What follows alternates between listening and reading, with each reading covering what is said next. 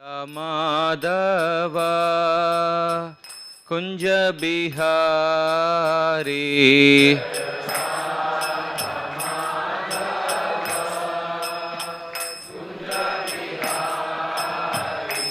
जय राधा माधवा कुंज बिहारी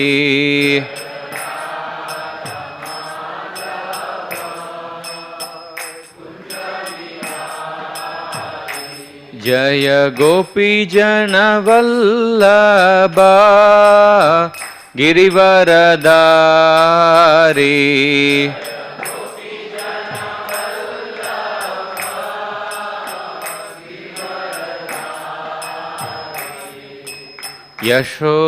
यशोदानंदन व्रज जन रंजन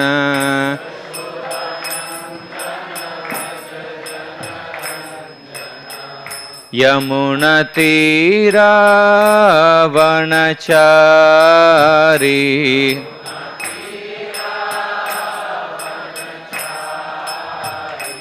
जय राधा माधवा कुंज बिहारी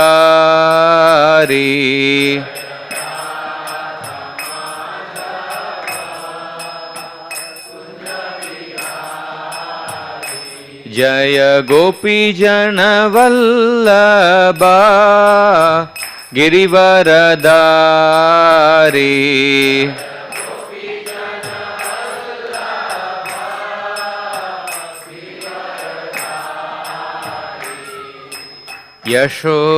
यशोदानंदन व्रज जन रंजन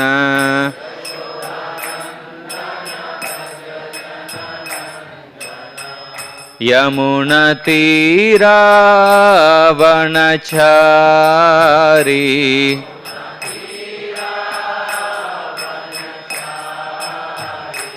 जय राधा माधवा कुंज बिहारी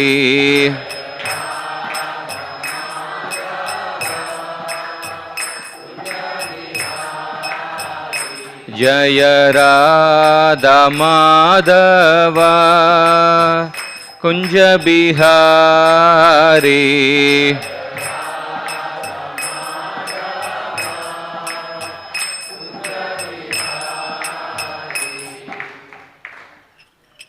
जय ओम विष्णुपाद परमहंस परिव्राजकाचार्य श्रोता Shri his divine grace A C Bhaktivedanta Swami Srila Prabhupada की जय।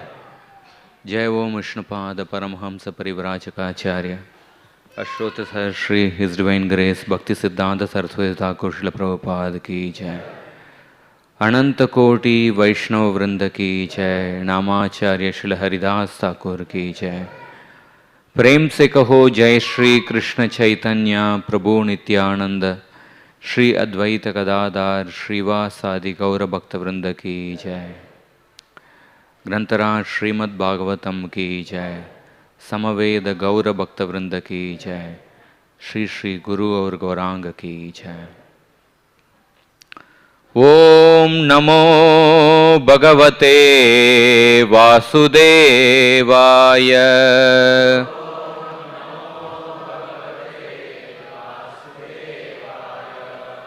ओम नमो भगवते वासुदेवाय।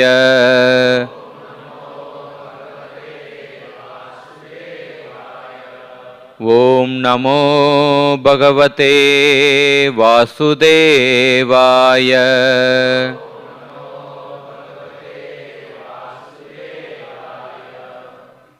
नारायणं नमस्कृत्य नरं चैव नरोत्तमं देवीं सरस्वतीं व्यासं ततो जयमुदीरयेत्। नष्टप्रायेष्वभद्रेषु नित्यं भागवत सेवया भगवतीर्उत्तमश्लोके भक्तिर्भवती नैष्टिकी। कृष्णाय वासुदेवाय देवकी नंदनाय च Nandagopakumaraya Govindaya Namo Namaha.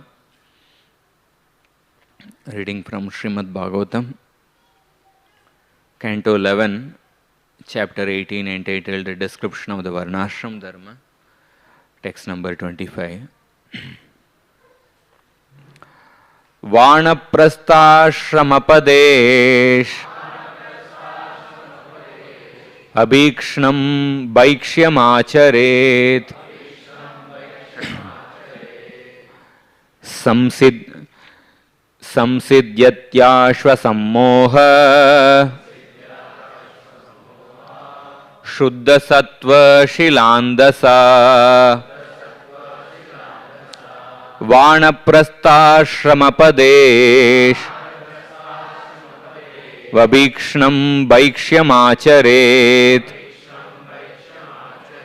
Samsidyatyashvasammoha Shuddha Sattva Shilandasa Vanaprasthashramapadesh Vabhikshnam Bhaikshyamacharet Samsidyatyashvasammoha Shuddha Sattva Shilandasa.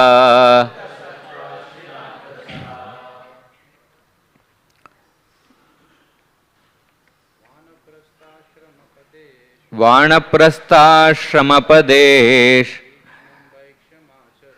Abhikshnam Bhaikshyamacharet Samsidyatyashvasammoha Shuddha Sattva Shilandasa. Vanaprashat Abhikshnam Bhaikshyamacharet Samsidyatyashvasammoha Shuddha Sattva Shilandasa. Vanaprasthashramapadesh Vabhikshnam Bhaikshyamacharet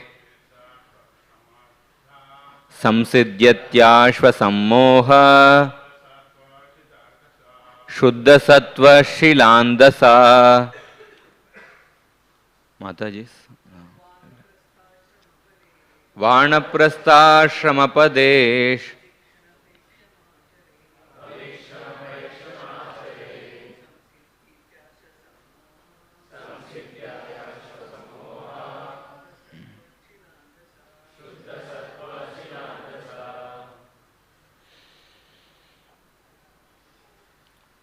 word to word translation. Vanaprastha ashrama of the Vanaprastha order of life. Padeshu in the position. Abhikshnam always. Bhaikshyam begging. Acharet one should perform. Samsidyati one becomes spiritually perfect. Ashu quickly. Asammoha free from illusion. Shuddha purified. Sattva existence. Shila obtained by begging or gleaning. Andasa by food. Translation and purport by the disciples of His Divine Grace A.C. Bhaktivedanta Swami Srila Prabhupada. Translation. One in the Vanaprastha order of life should always practice taking charity from others, for one is thereby freed from illusion and quickly becomes perfect in spiritual life. Indeed, one who subsists on food grains obtained in such a humble manner purifies his existence. Purport. In the Western countries, people are generally so dull that they cannot distinguish between a saintly beggar and an ordinary hobo or hippie. A saintly beggar is constantly engaged in authorized devotional service to the Supreme Lord and accepts only what he requires for his bare maintenance. The author of this book remembers entering the Krishna Consciousness Society as an arrogant university student and being quickly humbled by the process of begging on the street on behalf of Krishna. This process is not theoretical but actually purifies one's existence by forcing one to offer respect to all others. Unless one offers respect to others, one's begging will be fruitless. Also, by begging, one will not often eat very sumptuously. This is good because when the tongue is controlled, the other senses are quickly pacified. A Vanaprastha should never give up the purifying process of begging for his food, and ordinary people should not foolishly equate a lazy bum living at the cost of others with a saintly beggar engaged in higher duties for the Supreme Lord. Om Ajnanatimirandasya Jnananjana Shalakaya Chakshurunmilitam Yena Tasmai Shri Gurave Namaha. Shri Chaitanya Manobishtam Stapitam Yena Bhutale Swayam Rupa Kadamayam Tadati Swapadantikam Vandeham Shri Guru Shri Yuta Padakamalam Shri Gurun Vaishnavamscha Shri Rupam Sagrajatam Sahagana Raghunatanvitam Tam Sajivam Sadvaitam Savadutam Parijana Sahitam Krishna Chaitanya Devam Shri Radha Krishna Padan Sahagana Lalita Shri Vishrakanvitamscha.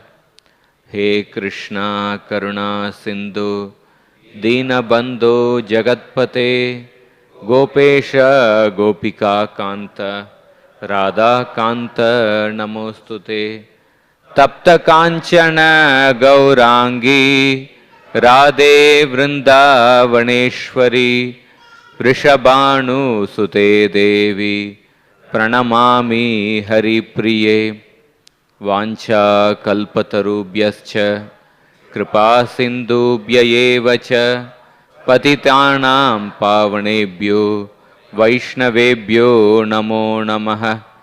Jaya Sri Krishna Chaitanya Prabhu Nityananda Shri Advaita Gadadhar Shrivasadi Gaura Bhakta Vrinda. Hare Krishna Krishna Krishna Hare Hare Hare Rama Rama Rama Hare Hare.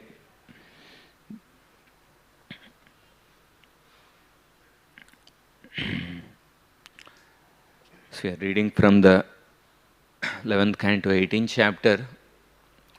In these two chapters, chapter 17 and chapter 18, Lord Krishna is describing the Varnashram Dharma. The previous chapter, 17th chapter, Krishna described the duties and the qualities of the different Varnas, Brahmana, Kshatriya, Vaishya and Shudra.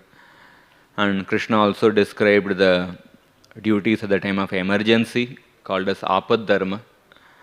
And Krishna described the duties of a brahmachari and a grahastha. And in this particular chapter, there's an elaborate description about the Vanaprastha and Sannyasa ashram.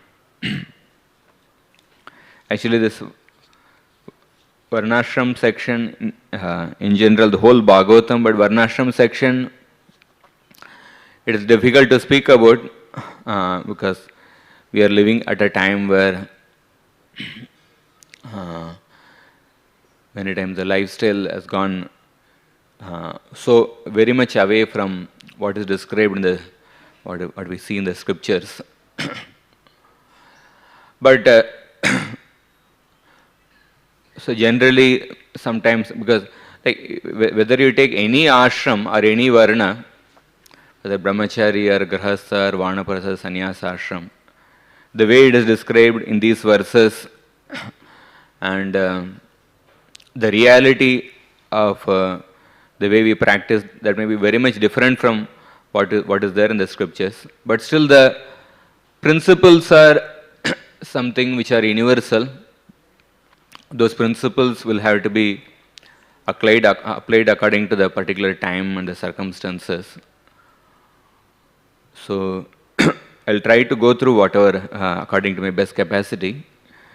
So and another thing, sometimes we have to keep in mind that this Varnashram system is a system established by Krishna, Chaturvarnyam Maya Srishtam. So there are certain things which are eternal and certain things which will actually change over a period of time. Like for example, the position of the living entity, the Jiva as the eternal servant of Krishna, the position of the Supreme Personality of Godhead, Bhagavan, and the process of establishing the relationship of the living entity with the Supreme Lord, which is the process of bhakti, which comprises of the 64 angas of bhakti, and the Varnashram system, which is created by Krishna, the art of living in this world. So these are all eternal. So one should always take shelter of, one should know what are the eternal things, and one should try to take shelter of those eternal things.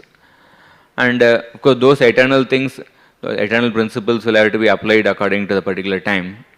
So in the so in this particular chapter, especially Krishna is describing the retired life and the sannyas order, the renounced order. So in this particular verse, in particular, Krishna emphasizes that how in the Vanaprastha ashram a person should, or in the Vanaprastha and sannyasa ashram, one should practice taking charity from others. So the reason it is mentioned why one should beg from others is that because by begging one can actually experience how Krishna is the maintainer. And it actually purifies one's existence. And not only that, and when a person is begging, one is actually forced to offer respect to others. You can't disrespect a person and demand a person to ask for some food or something. One is forced to respect others. And when a person is begging food, one cannot expect some sumptuous food. One will not get some food according to one's choice. So he will have to be satisfied with whatever he gets. So therefore his tongue will be naturally controlled. And when the tongue is controlled, all the other senses can easily be controlled. So therefore, this principle of begging is recommended, especially in the Vanaprastha order. So I'll discuss some examples from the Srimad Bhagavatam around the theme of detachment, how this principle is actually applied through the various personalities. So first I'll take the example of Prithu Maharaj from the 4th canto. So there is a chapter called Prithu Maharaj going back home, back to God. So in the chapter it is described that Prithu Maharaj, when he saw his old age, the Prithu Maharaj, who is the protector of the people, maintainer of all the living entities, who was in control of his mind, he decided to retire from his family life, and Prithu Maharaj had actually appeared for the purpose of establishing the dharma, for the purpose when there was no proper king. He appeared, he was incarnation of the ruling potency of the Lord, and he decided to actually hand over the earth among his different sons, and then he decided to actually retire. So in the case of Prithu Maharaj was thinking that let me make the Vanaprastha ashram famous among the people by desiring to retire.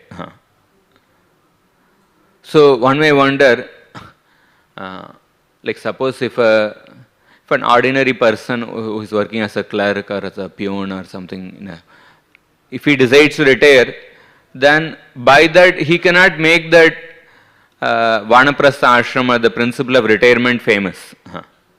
But here in the case of Prithu Maharaj, when he decided to retire, by that he made the Vanaprastha ashram famous, because the reason was that Prithu Maharaj was the emperor of the whole earth. When a person who is in that particular position, sometimes the principle of retirement, it may, when a person hears that, sometimes it may be fearful for a person. Oh, I should retire. That means like I have to take a background role, and then my influence will go, my control over my area will go. So that is little frightening for a conditioned soul. But here we see, here is an example where Prithu Maharaj was the emperor of the whole planet Earth. In fact, there are certain verses which describe about the extent of the influence he had over the planet. It said that asya pratihatam chakram prutor atmanas chalat vartate bhagavan arko yavat tapati goganai. Just like the sun god expands his shining rays up to the Arctic region without impedance, the influence of King Prithu will cover all the tracts of land up to the Arctic region and will remain undisturbed as long as he lives. So here is a person who had influence over the entire area wherever the sun rays actually fell, like in all the tracts of land he had his influence.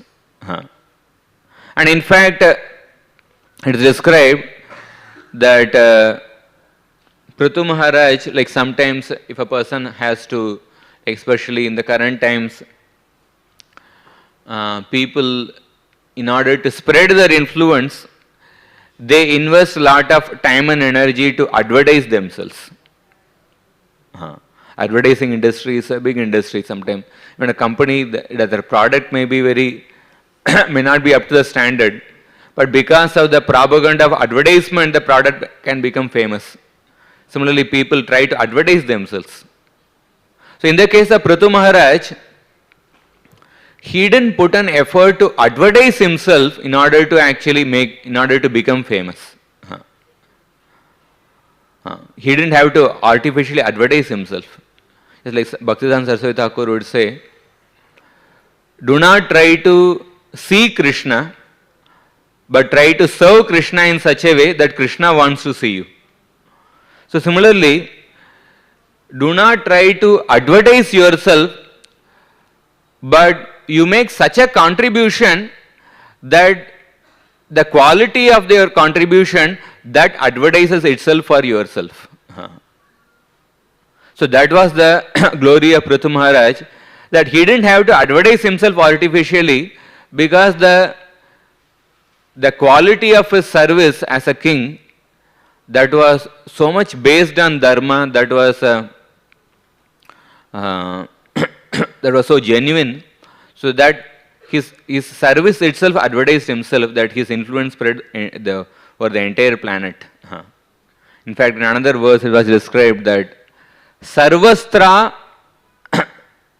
Sarvastra Akila Desha Saptadvipaika Dandadrik Anyatra Brahmana Kulat Anyatra Achyuta Gotrataha. That means Prithu Maharaj was an unrivaled king and possessed the scepter for ruling all the 7 islands, the entire Saptadvipa. Saptadvipa can be taken as Jambudvipa, Kushadvipa, Shalmali Dvipa, the 7 Dvipas described in the 5th canto, in the entire Bhumandala. He had influence of the entire Bhumandala. Or Prabhupada writes as the different, the 7 oceans in the earth planet. So he had so his influence was over the entire 7 Dvipas, and no one could disobey his irrevocable orders except the saintly persons and the Brahmanas. He had his control over everyone except the Brahmanas. He didn't try to control the people in the renounced order or the Brahmanas. So here we find that here is an example who had influence over an entire Bhumandala, but when the right time came, he decided to retire on his own voluntarily. When we compare the example of Indra and Prithu Maharaj, in the case of Indra, when Prithu Maharaj was performing the 100 Ashwamedha Yajna, when he was performing the 100th Ashwamedha Yajna, that Indra felt so insecure that he felt that Prithu Maharaj is going to occupy my position. He felt that, oh, he is going to dethrone me from my position. Actually, Prithu Maharaj had no intention of dethroning Indra from his position. So generally, when somebody is appointed as a devata like Indra or as Brahma, one is supposed to be there for the entire period. Like Indra would be there for the entire Manvantara. Even when sometimes when Indra is cursed, when he becomes certain position, but after the curse is over, he is again reinstated in the same position, and he will continue till the entire Manvantara. But it was Indra's imagination, it was his perception that he felt that, oh, he is going to dethrone me. So that is why Prabhupada says that this is called as Atmavan Manyate Jagat. Because he was attached to his position, he thought that Prithu is going to actually dethrone me. So therefore he decided to steal the horse which is meant to be sacrificed, and that too by disguising as a sadhu. So but on the other hand, in the case of Prithu Maharaj, there was no external pressure that some people were campaigning him that he should be removed from the position of a king or something like that. In fact, all the citizens were actually crying and lamenting when he actually decided to retire. When he decided to retire. But still, he wanted to follow the principle at the right time. One should actually take a background role. One should take the background role and one should concentrate more on self-realization. And then he took that retirement on his own voluntarily. So by that, he made the Vanaprastha ashram famous. So that is why we find that this is a glorious example of Prithu Maharaj's retirement. And like for example, in the 10th canto, when Shukdev Goswami gives a description of the rainy season and the autumn season, he gives an example. During the rainy season, a crane stands on the edge of a pond that is always disturbed by the flowing water. Sometimes it's raining constantly, and then the edge of the pond is actually disturbed by the flowing water. The dikes may be breaking.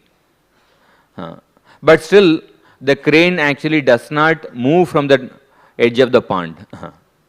So he says, the Shukdev Goswami is observing that, and then he is trying to see that apparently ordinary event, but he is trying to see through the Shastra, he is trying to perceive the same event by seeing the psychology of a conditioned soul. So he says that sometimes a householder, he may be disturbed in his in the shelter of his home, but because of too much attachment does not want to change his position. So he is like a crane who is disturbed by the flowing water, but the crane continues to live there.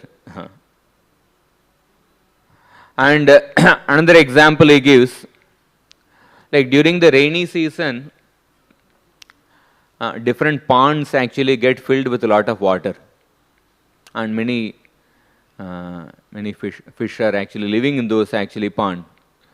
But when the rainy season gets over, when the autumn season comes, because of the scorching heat of the sun, the water starts getting dried up, water starts getting evaporated. But then the fishes who are living in that pond, they are completely oblivious to the fact that the pond is getting dried up, and they may die very soon. So similarly, sometimes if just similarly a foolish family man cannot see how the time is passing by, and completely oblivious to the fact that time is passing by, he is actually he just absorbed in his different duties of this world, and neglecting the duties of the soul, are progressing in self-realization. So Srila Prabhupada, actually the Prabhupada writes, like when we read different purports in the Srimad Bhagavatam, some of the purports are really strong, but like Prabhupada is writing from his own, actually from his realization, but like we don't have that, we don't have the same realization to even to repeat that. But just as a matter of purification, I'll try to go through some of these purports, how he actually highlights about the principle of retirement, and we will also try to go through how this principle of retirement is applied in different cases. Like he says, like for example, in the government offices, may not be now or maybe previously, like one of the this thing of a government office is that people will come dot at a particular time, and then they will leave at a particular time. So he says that just like in a government office, people leave at the particular time, irrespective of whatever may be the pending work. So similarly, at the particular age, Prabhupada writes that like at the particular age, one should actually retire irrespective of whatever may be the pending responsibilities. So this retirement must be compulsory, so that the foolish old man will no longer disturb the peaceful progress of spiritual culture. So if we see the one of the broader principle is that whenever a person does not practice the dharma, swadharma, dharma for his particular whichever position he is in, like he will he will create trouble for himself, and he will also create trouble for the people around him. So in this case, like when a person has come to a particular age, and when he does not practice the dharma of retirement, so one will actually one will disturb the peaceful progress of spiritual culture. So in the modern democratic government, nobody should be elected after the age of 50. Like, so I'm not going to emphasize on the particular number, but this is there in the, like, that is one of the principle we have to remember. This is also important principle. Like, for example, the purports of Prabhupada, there's a difference between Shruti and the Smriti. Smriti means the principles written in the Shastra, which are described in the Shastra, they are actually explained by a particular sadhu, by a particular guru. In his own understanding, he explains that. And whenever he writes that particular principle, there is the particular time, place and circumstances are also involved. So one of the mistakes which people do is that when they make the Smriti as the Shruti, and that will create violence. Like Smriti is very much dependent on the time, place and circumstance. And like all the purports of the acharyas, they are all actually Smritis. Sometimes certain words might have been used, those words might, it may have a different meaning at a particular time, the words may change in another time. So the Smriti, when we make the Smriti as the Shruti, and that creates violence. So here I am not going to emphasize on the word 50, the number 50, but he is telling that because, as I mentioned, that many times the lifestyle changes so drastically as time progresses. There may be so many different factors, but we can at least understand the importance of the retirement and focusing on the ultimate goal of life, which Prabhupada is trying to emphasize, how it is important at a particular time. So he says, otherwise the storm of the ocean of nescience cannot be stopped to allow the ships and boats to sail back home, back to Godhead. The greatest enemies of the progressive spiritual culture in human society are the old fossils of political parties who are blind themselves and who try to lead other blind men. And they bring about disaster in a peaceful human society. And the members of the younger generation are not as stupid as the old politicians, and therefore by state law the foolish old politicians must retire from active life at the age of 50. So, of course, although he is mentioning about the politicians, in general for different roles also, at a particular time one is supposed to take a background role and empower the other people in the to come in the forefront. And because the nature of the world is that at a particular time the only way by which we can become relevant to the people is by becoming irrelevant. It means like the only way by which we can be relevant to the people is that when we take a background role. But when we don't accept that, when we try to be in the forefront all the time, then one will have to go through a bitter experience of being forced to actually step down from a particular position. So there is another purport where Prabhupada explains about the principle of retirement. He says that when should a person retire? One should retire as soon as the time is ripe, or as soon as one has developed a perfect Krishna consciousness, even though all his duties may not be fulfilled. Either the time is ripe or a person has developed a perfect Krishna consciousness. And generally, when we talk about the principle of detachment or renunciation, there are three categories of renunciation which are unstable. So one is called as the smashana vairagya. Like a person exhibits certain detachment in the smashana bhumi, but that doesn't last for long. And once he comes back, he forgets everything. Or prasava vairagya, that means when a person is going through some intense trouble in his life, either a male or a female, but at that time a person exhibit certain detachment from sense gratification. But once the trouble is over, but one forgets that, and then one again indulges in sense gratification. Another is called as the abhava vairagya.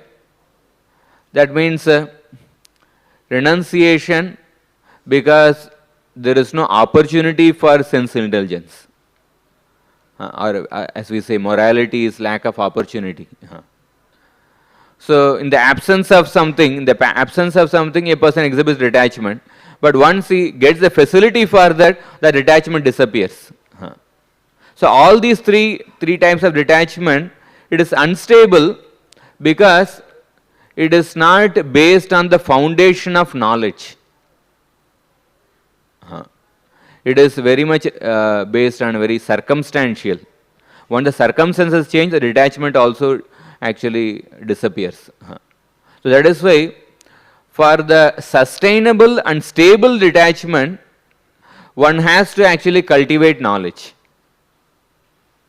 And we find Prabhupada emphasizes in some of the lectures and letters. He says that he tells in one letter, he mentions that I am requesting all my devotees to read my books like 2-3 hours a day.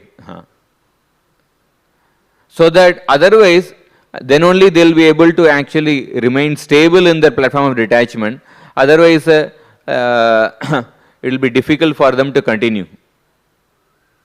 I am very much stressing at this point that all of my students shall be very much conversant with the philosophy of Krishna consciousness, and they should try to read our books very diligently, at least 1 or 2 hours daily, and try to understand the subject matter from various angles. If the students get knowledge more and more, they will automatically become convinced and very easily perform their duties for tapasya or renunciation of the material bondage. So in that sense, the stable or sustainable detachment is based on the foundation of knowledge and also an experience of a higher taste. And having said that, now I will consider some examples where the untimely detachment was discouraged, because the Shastras, there are enough examples in which renunciation was emphasized, it was actually emphasized a lot, and there are also enough examples where when people were trying to retire untimely, that was also being discouraged. Like for example, let us take the example of Arjuna himself in the Bhagavad Gita. So if we see, when we read the Bhagavad Gita, sometimes people actually, when they read the Gita, they get stuck in the context of the Gita. The context of the Gita is that Arjuna did not want to fight the war. He wanted to actually renounce and he wanted to go to the forest. Prabhupada writes the context of the Gita in the 3.1 purport that Arjuna used Krishna consciousness as an excuse to avoid Kshatriya dharma. So some people, when they read the context of the Gita, they get stuck at the context of the Gita only. And Prabhupada was explaining this context of the Gita to some of the beginners in the 1965-66. So those people, they thought that Prabhupada is actually convincing us to participate in the Vietnam War. Because Prabhupada was saying how Arjuna actually did not want to fight the war and Krishna started speaking the Gita. So some of the hippies, they felt that Prabhupada is actually forcing us to go for the Vietnam War. And they were like, they didn't have any fighting inclination, and they didn't want to go for the war, and they were frightened by hearing the context, and so therefore they couldn't open up for the actual message of the Gita. One devotee was sharing, like he met one jihadi, and that jihadi told him that I read the Gita, After reading the Gita, I became so excited, I am convinced about that I should do jihad. So, that means he was mainly inspired by the context of the Gita. Somebody was not willing to fight, and Gita was spoken to actually fight and kill the people, and he was convinced. So, some people, they get stuck at the context of the Gita, and then they come up with a wrong conclusion. A few years back in Russia, they said that Bhagavad Gita is an extremist book, because Bhagavad Gita was spoken to a person and it inspired him to actually fight, and he killed lakhs and crores of people. So it's an extremist book.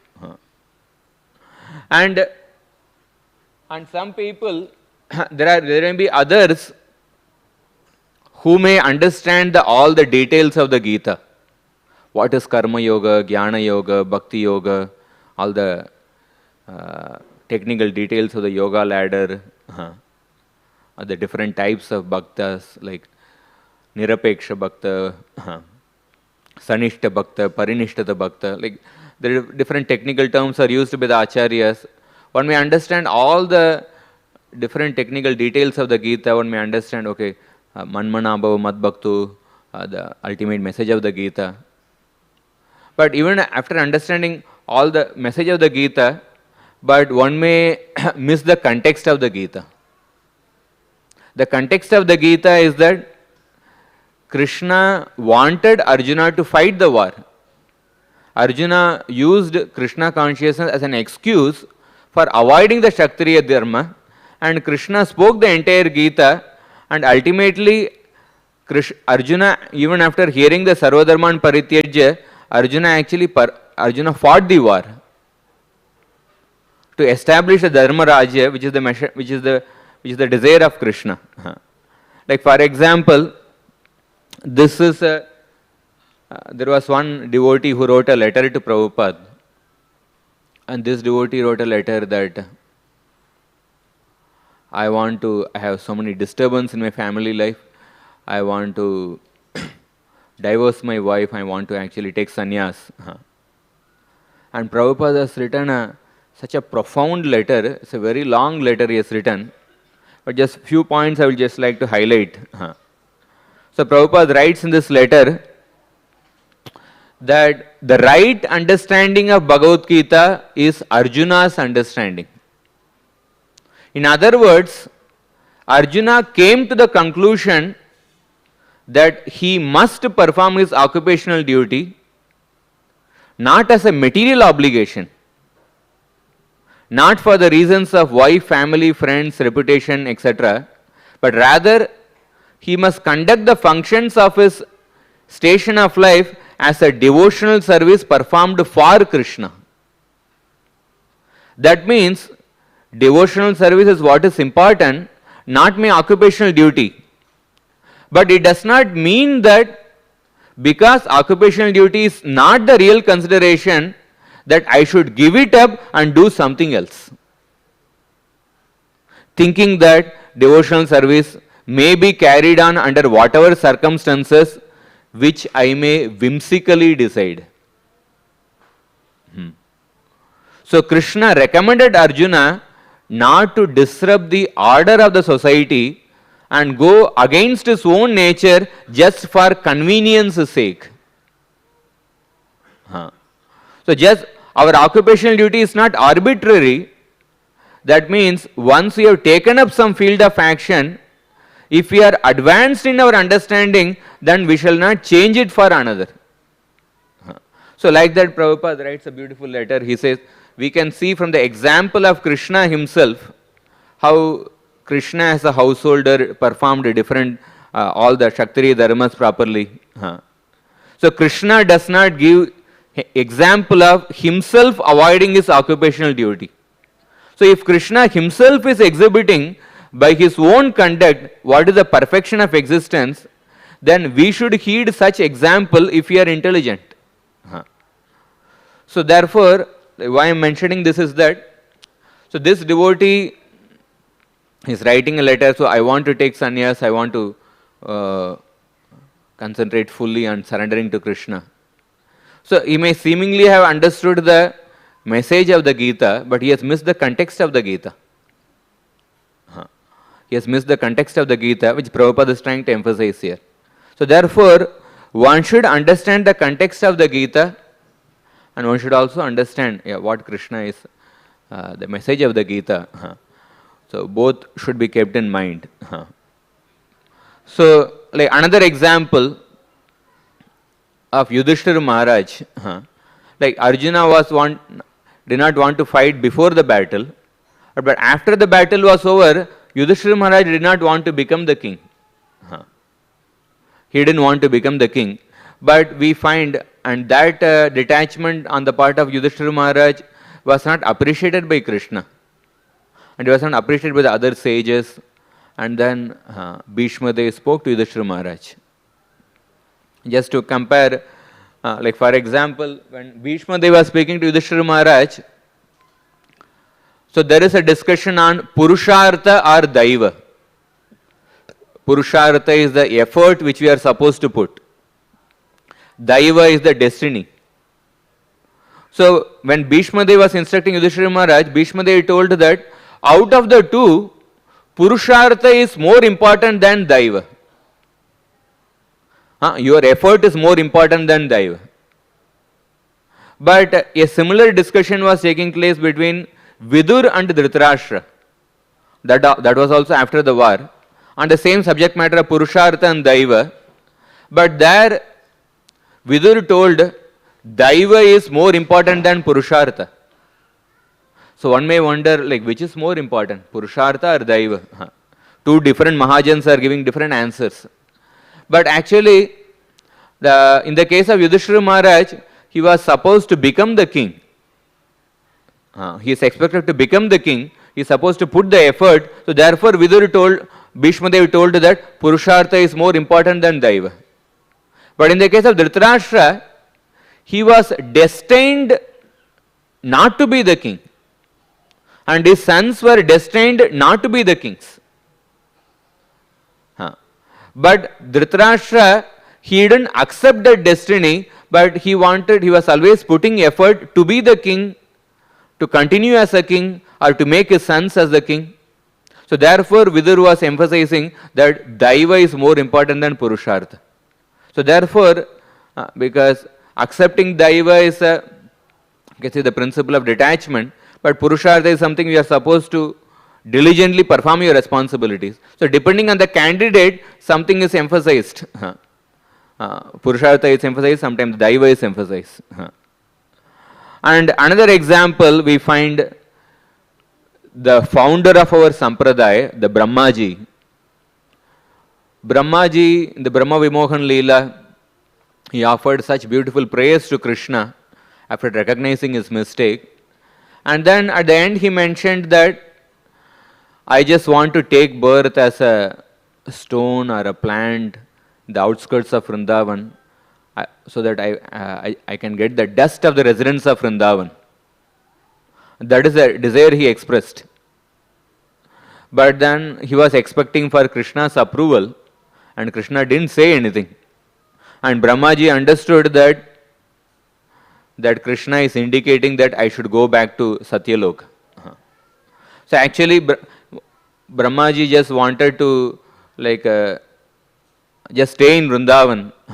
Like he realized his mistake, but he just wanted to stay in Vrindavan and he didn't want to go back. But Krishna wanted that Brahmaji should go and complete his term of his service. First, Brahma had to complete his personal devotional service of universal creation, then he would come to Vrindavan and get the mercy of the inhabitants there. In other words, a devotee should always be attentive to executing his personal devotional service properly. This is more important than trying to live in the Lord's abode. Because sometimes there may be certain way, even in a devotee community, or somehow just retire and go to Vrindavan and settle there or something. Yeah, the principle of retirement is there, but although the principle is good, but when it is applied in the wrong time, it will create havoc for oneself and it will create a trouble in the family also. Yeah, there is a principle of retirement. One may go to the holy place and retire. But when a person does it prematurely, and that is not appreciated by Krishna, and it was not appreciated by Krishna even for the founder of our Sampradaya. The original guru of our Sampradaya, for Brahmaji, he wanted to retire, in Vrindavan, but Krishna said, nothing doing, you have to go back to Satyalok. So that's what we find. And another example we find that Lord Chaitanya Mahaprabhu is speaking to Kurma Brahmana.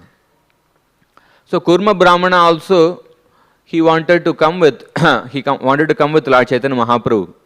That he said that I am having so many troubles here, and then I just want to come along with you. But Mahaprabhu actually discouraged him. And one more example I'll take, and then I'll take other examples of how the renunciation was emphasized. So this last example, in the case of how the untimely detachment was actually discouraged, was the example of Priyavrat Maharaj. So Priyavrat Maharaj was living in the ashram of Narada Muni for a very long time,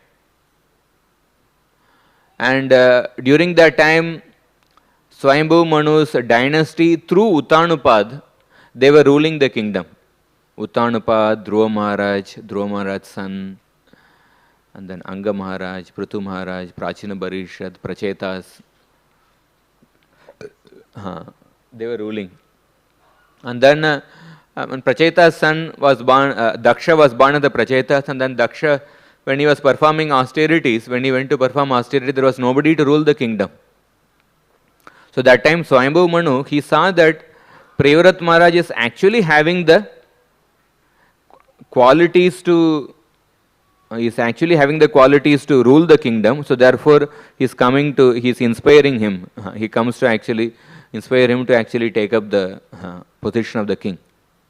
So that time Brahmaji is telling, Niboda tatedam ritam bravimi masuyitum deva margas aprameyam vayam bhavaste tata yesha maharshir vahama sarve vivasha yasya dishtam. So Brahmaji is saying that please actually deliberate on what I am going to speak.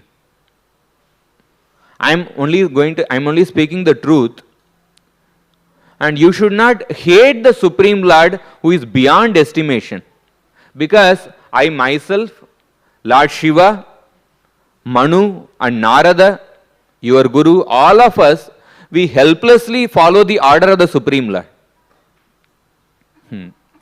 I have come here to ask you to actually become the king, to take up the responsibility of the king, and I have come on behalf of the Supreme Lord. It is the Supreme Lord's desire that you should become the king. And whatever the Lord instructs us in our heart, we actually follow that. So by his order, I am engaging you in ruling the kingdom. So at that time, and then Brahmaji is warning Swayambhu, the Priyavrat Maharaj. So you may think, like, why is the Lord telling me to become the king? Or what kind of order it is? So Brahmaji is telling that please do not find fault with the Lord. Why is he actually wanting you to become the king? And because you may be thinking that why is the Lord actually wanting me to get entangled in this kingly affairs and to become a householder and to become involved in all these responsibilities. So you may hate the Lord. Please do not hate the Lord. You cannot actually estimate the plan of the Lord. Aprameyam, that means you cannot estimate the plan of the Lord.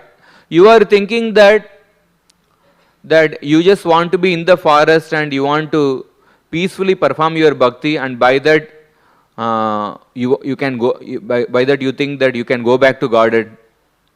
But actually, you can never estimate the Lord. The Lord may quickly deliver a person whom he engages in actions in this world. And the Lord may not quickly deliver another person who may be living in the forest as a renounced person. So you cannot estimate how the Lord is going to show the mercy. Like somebody may ask a question maybe hundreds of times, will I be able to go back to Godhead now? But it may be possible Lord may take him back to Godhead after 100 lifetimes. But somebody, he may not have asked that, but he may be, with his best of sincerity, he may try to discharge his devotional service and also be responsible. And the Lord may take him back to Godhead also. So he says that you cannot estimate the plan of the Lord. So therefore, you just abide by the plan of the Lord. So therefore, Priyavrat Maharaj's life, what we actually learn is that Priyavrat Maharaj renounced renunciation when he saw that it is unfavorable for serving the Lord. Because we ultimately draw the principle of Anukulyasya Sankalpa, Pratikulyasya Varjanam, which are the first two steps of Sharanagati. Accept whatever is favorable and reject whatever is unfavorable. Then Priyavrat Maharaj saw that this is actually becoming the king is favorable for serving the Lord. He rejected the renunciation, he renounced renunciation, and he accepted that position for actually serving the Lord. In fact, in that episode of Priyavrat Maharaj, we find that how the principle of renunciation was followed by three people in three different ways. So Priyavrat Maharaj, he exhibited his renunciation by accepting the position of the king when he understood that it is the desire of the Lord. And Swayambhu Manu, he showed his renunciation by actually renouncing the kingdom, by retiring. And Narada Muni, he exhibited his renunciation by not having resentment towards Swayambhu Manu or Brahma, that why is he actually taking one of the senior member from my ashram, why are they making me as the king, why are they making him as the king? So Narada Muni also, when he understood it, this is the plan of the Lord, like he happily gave the sanction, he didn't have any resentment towards the Swayambhu Manu or Brahma. So in this way, these are some examples. The example of Arjuna, Yudhishthira Maharaj, Mahaprabhu speaking to Kurma Brahmana, Brahmaji and Priyavrata. These are some examples where people wanted to retire and renounce, but that was discouraged, and they were told to actually continue to perform their services in the responsibly, and then, so these are some examples. Now let us see other examples where the renunciation was emphasized. So like one thing, before we go into these examples, like scriptures actually talk about different principles. But when those principles are connected with dharma, then those principles will give auspicious results. Although renunciation or detachment may be a good principle, but if that principle is not connected with dharma, then it will give inauspicious results.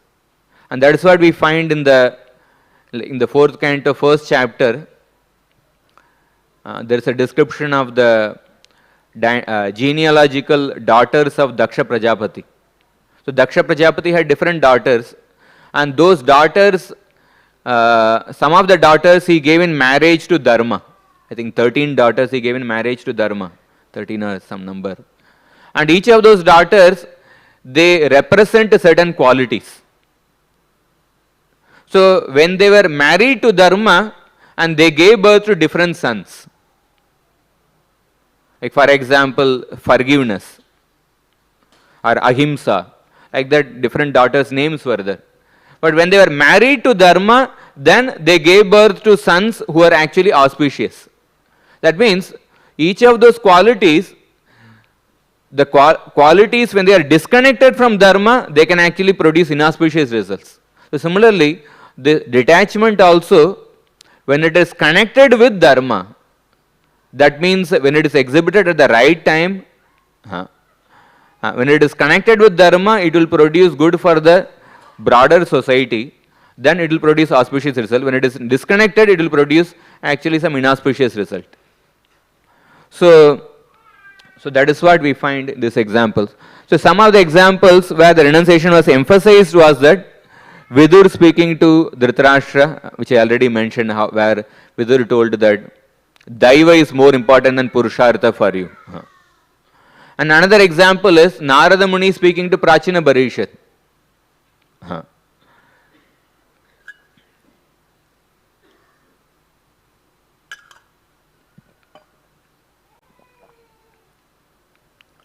Narada Muni was speaking the allegorical story of Puranjan, and at a particular point in the story, after describing that story, and then after explaining the meaning of that story, Prachina Parishad becomes convinced about he should actually take to Krishna consciousness and he should practice spiritual life. But Prachina Parishad felt that maybe I will wait for my sons to return from the forest. The Prachetas, his sons, they had gone to perform austerities, and he wanted to wait till they come back. But Narada Muni, he could understand one of the psychology of a conditioned soul is that he tends to postpone things. Ayukta prakrita stabda shato naishkritiko lasaha Vishadi dirga sutricha karta tamasa uchyate. So generally, the worker in the mode of ignorance, he tends to procrastinate, and especially when it comes to spiritual life, people tend to postpone it. So Narada Muni could understand that he may get tricked by the mind, and he may wait for the sons to return, and then he may never retire only. So therefore, he speaks a second allegorical story, and by that he is actually creating the urgency in the mind of Prachina Parishad to retire. Because he says that, my dear king, please understand that there is a deer who is engaged in eating the grass in a very nice flower garden along with his wife, and the deer is completely unaware that on one side there is a tiger which is trying to catch him, on another side there is a hunter which is actually trying to attack him. But the deer is absorbed in the some sweet music and completely oblivious to the surroundings. So Narada Muni speaks this allegorical story to create that urgency for Prachina Parishad to retire, even though his sons had not returned. So that's what Prabhupada wrote in that purport, that one should retire at the right time, or when one's Krishna consciousness is perfectly developed, even though one's duties may be unfulfilled. So, and then another example we find is that Narada Muni speaking to Haryashvas and Savalashvas, where again there is an emphasis on detachment. Now here the situation is that Narada Muni saw that Haryashvas and Savalashvas, he saw that they were already so pure, and they were already in the Paramahamsa stage of life. They were already in the Paramahamsa stage of life. So therefore Narada Muni thought that why should they unnecessarily get entangled in the householder affairs? So when he saw that they were already so pure, so therefore Narada Muni did not actually, he encouraged them in such a way that they become sannyasis, they become renunciants, and then just focus on only Krishna consciousness. And then, of course, there are examples like Krishna speaking to Uddhava. Like in the case of Krishna speaking to Uddhava, Krishna, at the end, he directly tells Uddhava that you must go to Badrikashram, you must actually renounce everything, and you must wear the tree barks, you should actually eat only the fruits and roots. And in that way, you should actually think of me. He actually recommends renunciation. And also Shukdev Goswami speaking to Parishit Maharaj. Chirani kim patina santi. He says that what is the need of a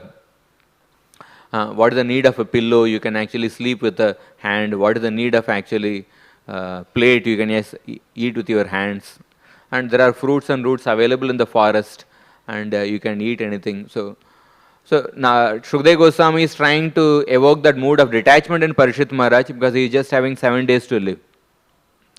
So in this way, we find there are several examples where untimely detachment was discouraged, and also there are examples where the detachment was emphasized. So therefore, we can see the broader principle that it is not about detachment or just performing your duties. It is about when is the detachment connected with dharma? Is it going to benefit the larger society and yourself? Is it according to the right time? Is it according to the sanction of the superiors? So these are the other considerations one should have while practicing that principle. And I'll see few more examples. Like for example, in the case of the retirement, the principle of retirement, one of the two obstacles, two considerations which people have, which become an obstacle for retirement is that one feels that oh, without me this will not go on only. Another thing is that a person thinks that, oh, suppose if I give up this particular role, then what will I do actually? Then like I will be nowhere. This is my service, and if I give up this service, then actually I will not be able to do anything. I will not be able to contribute anything if I give up this resignation. But if we find the example of the Pandavas, it is said that te sadhu krita sarvartha gyatva atyantikam atmanaha manasa darayan asur vaikunta charanam bhujam. So Pandavas, they had performed all their duties as it should be done, and then understanding the endless nature of those duties. I mean, there is no end to those duties. And also understanding the infinite nature of Krishna's lotus feet. So there is no end to the duties of this world. It can go on forever. Just like the story of Kailash, he was like, every time he was giving some reason to Narada Muni. But there is no end to that. And then, but one may realize the endless nature of those duties, but even if he gives up those duties, but he may not know what to do actually. So therefore, but the Pandavas, they also understood the infinite nature of Krishna's lotus feet. Because sometimes a person may think, oh, if I give up this resignation, then what service can I do? I don't have any service to do. One may think like that. But actually, although it seems like a valid reason, but if we go deep into that reason, we can understand that actually he is lacking faith in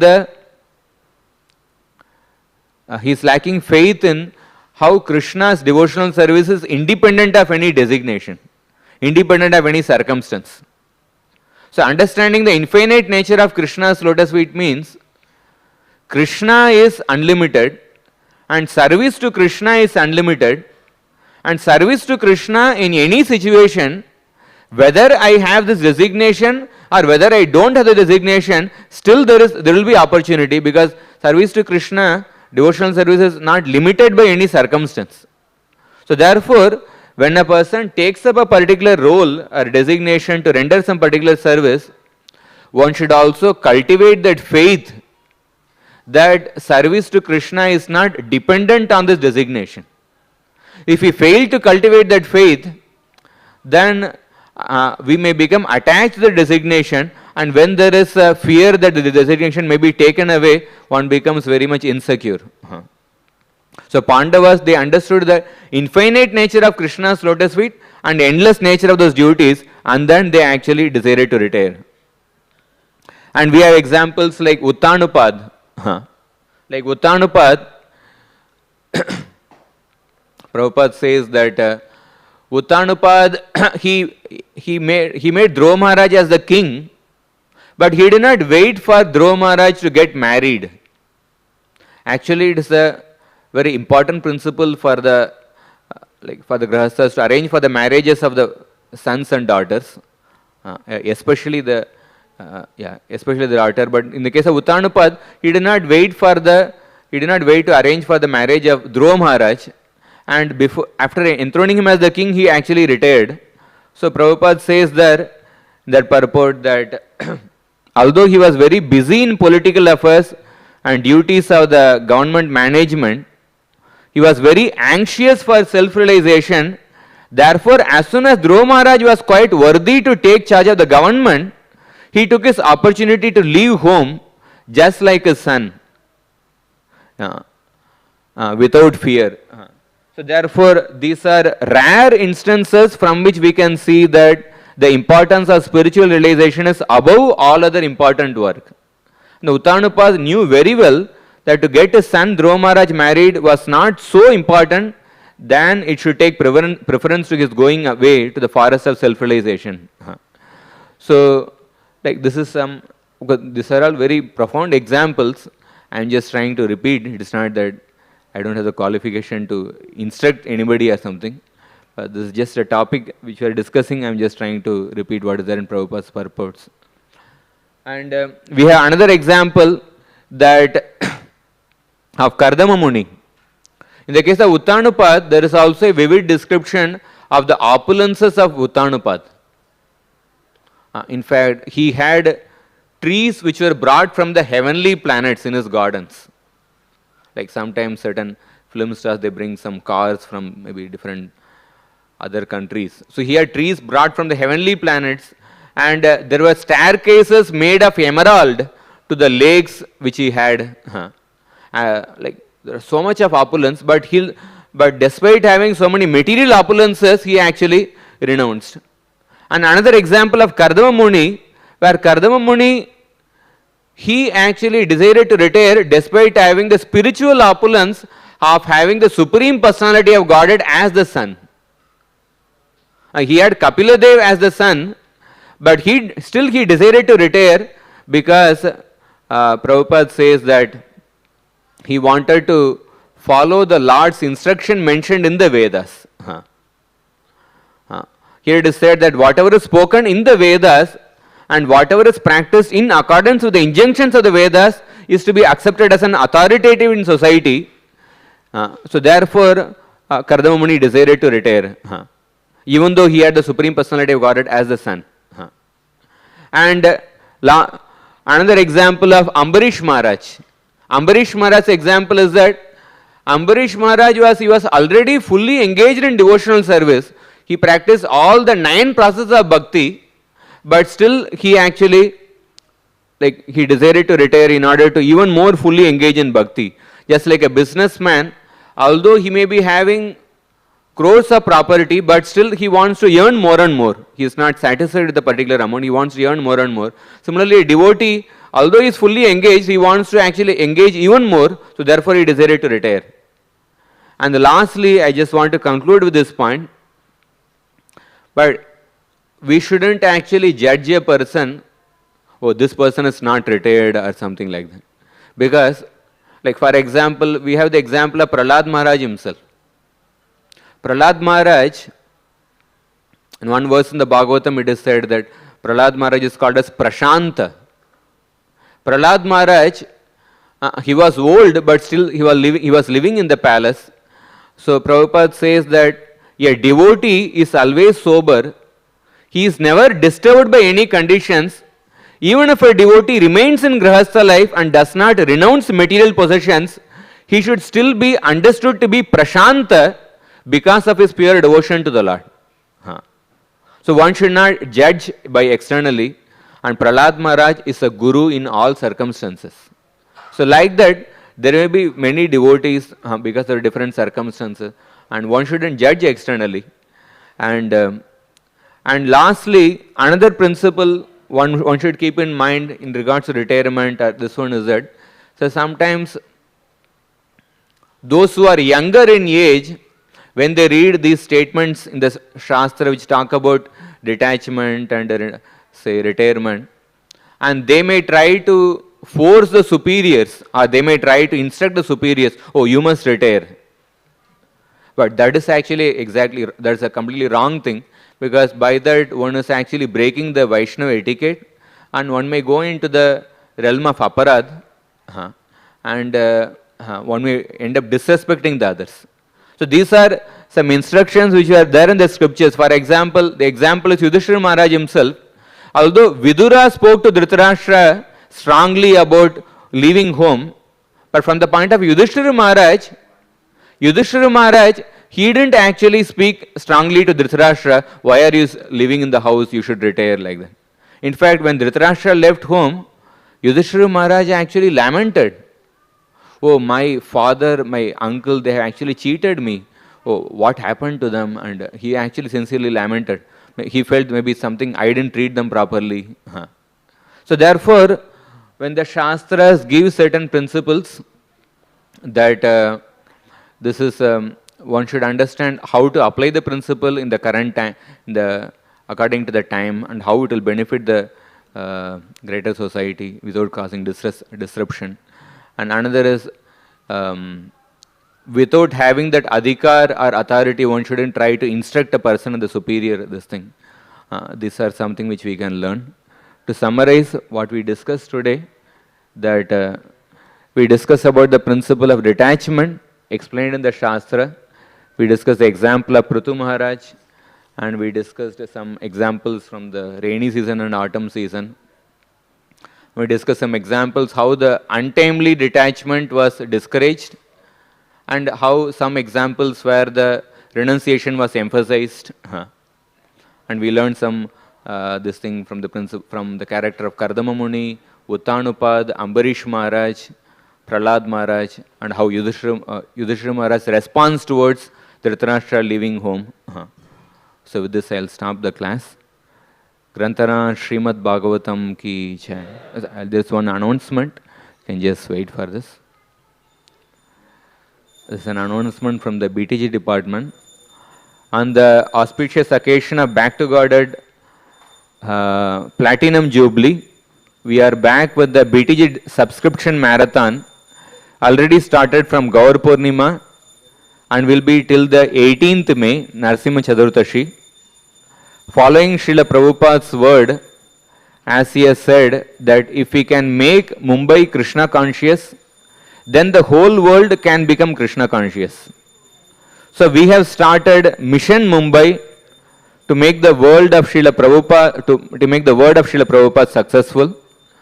Devotees are delivering BTG in various parts of Mumbai. Even we are able to reach every town and village of India by registered post. The subscription rate for all languages, Hindi, English, Marathi, Gujarati, Telugu and Oriya, is 250. Subscription rate along with the copy of the Descending Divinity is rupees 300 per year. And thanking you in the service of Srila Prabhupada. For further details, please contact the BTG stall. Hare Krishna. Srila Prabhupada ki jai. Gaura Bhakta Vrinda ki jai.